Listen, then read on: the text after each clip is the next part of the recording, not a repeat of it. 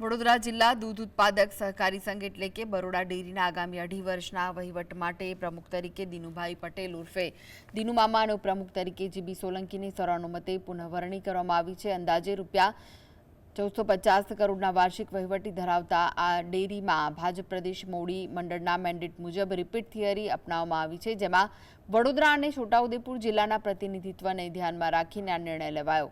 જો કે આ વરણી વચ્ચે પ્રમુખ અને ઉપપ્રમુખ સહિતના 10 ડિરેક્ટરોને જિલ્લા રજિસ્ટ્રાર દ્વારા કારણદર્શક નોટિસ ફટકારવામાં આવી હોવાથી સહકારી ક્ષેત્રમાં વિવિધ ચર્ચાઓ પણ જોર પકડી રહી છે।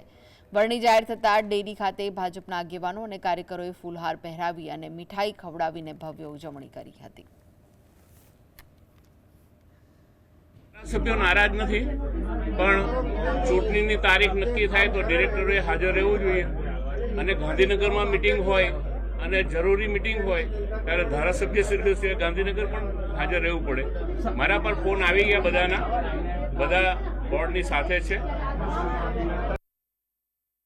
બધાને હાથે રાખીને ચાલેલા, ત્યારે કોઈ દૂધ ઉત્પાદક કે દૂધ ઉપભોક્તાઓ ત્યારે અહિત કરવામાં કોઈને રસ ના હોય ત્યારે પાર્ટીએ જે અમારી પર ભરોસો મૂકીને અમને રિપીટ કર્યા તે બધા પાર્ટીના તમામ આગેવાનોનો ખૂબ આભાર માનીએ છીએ।